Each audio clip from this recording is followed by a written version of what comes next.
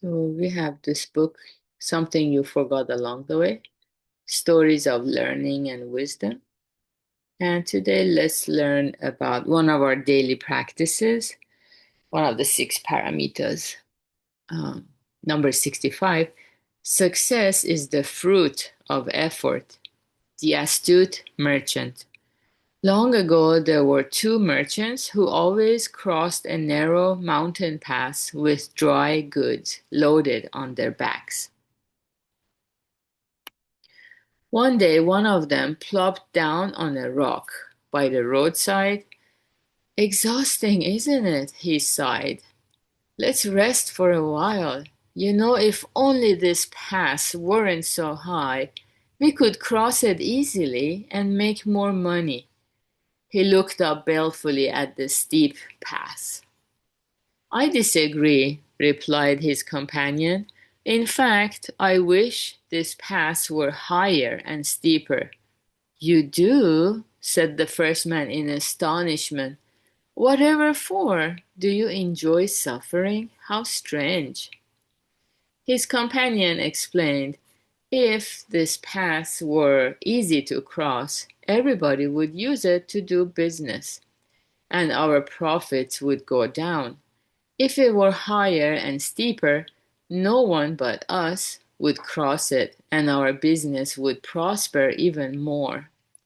Successful tradesmen must be not only astute in business, but bold in endeavor. Success is the fruit of one's effort. All that comes easily is poverty and shame. The harder the task, the more glorious the triumph.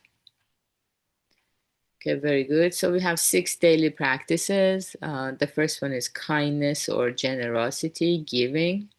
The second one is keeping promises or disciplining our mind and body. And the third one is practicing patience or forbearance. And the fourth one is this one, diligence, making effort. And the fifth one is self reflection or contemplation. And the sixth one is wisdom or self cultivation. So this one is talking about the daily practice of putting in effort every day, planting those seeds of happiness instead of just sitting back and waiting somehow for happiness to come to us. We proactively plant those seeds of happiness. If we don't listen to the Dharma to increase our wisdom, we don't know exactly what seeds of happiness are, so maybe we cannot put in our best effort. And we just feel like this other merchant. Mm, oh, I wish this path were not high or steep like this. Kind of cursing our journey, our path, not being satisfied. Um, yeah, I think a lot of people, so unfortunately, they miss out on the joy in life that makes them shout out, I'm so glad to be alive as a human being. So, because they are so busy, their mind is so busy to see themselves as a victim or blame other people, be angry at others, or wish their circumstances were different. If only this path were not so high. So he looked up balefully at the steep path. So balefully means in a way that is threatening, menacing, or harmful, even with an intent to cause distress, or often with an intent to cause distress. So it describes an action or expression that conveys a sense of evil or foreboding. So he looks at this steep mountain balefully, as if this mountain is here to bring his demise, as if it's evil, as if it's so inconvenient, as if it's foreshadowing something bad to come. Whereas this steep mountain if we know life's purpose and we know the Dharma through and through, then we don't see the mountain as a threat, but people will see it as a challenge.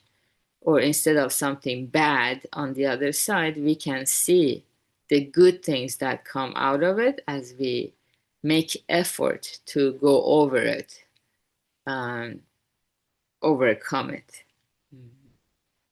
Yeah, but people who don't think about life's purpose or true happiness, which is happiness that never abandons us, so they just live in fear.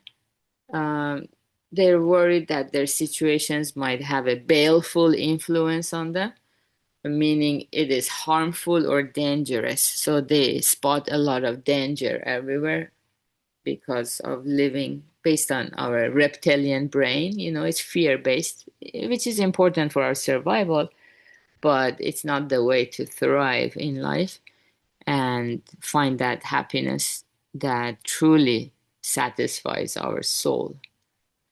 Yeah, so whether we know the purpose or not, it makes all the difference how we see the challenges in life, those steep mountains. And actually, the first time I read this part, I was a little bit offended. All that comes easily is poverty and shame. But after studying the Dharma for over 20 years, and having my understanding of the law of cause and effect or karma deepened, so I can totally see that, um, yeah, the proportionality and how when we neglect intentionally or unintentionally, we neglect planting those seeds of happiness, so we don't get much in life. Yeah. So there is truth to it actually, and but if you don't listen to the Dharma, so the mind is too busy, like boiling water, it doesn't reflect the beautiful moonlight in the sky. It's too agitated. So listening to the Dharma is helping the mind to calm down so we can reflect the beauty of the moon of enlightenment. So good job everyone for being here practicing together. We have Morita Sensei's class in 30 minutes and the Hattori Sensei's class at 7 p.m. Pacific, and have a wonderful Tuesday. Bye. Thank you, Bia. Thank you Thank guys. you, Bida. My pleasure. Thank you, Rita. Of course, Rose. Yeah.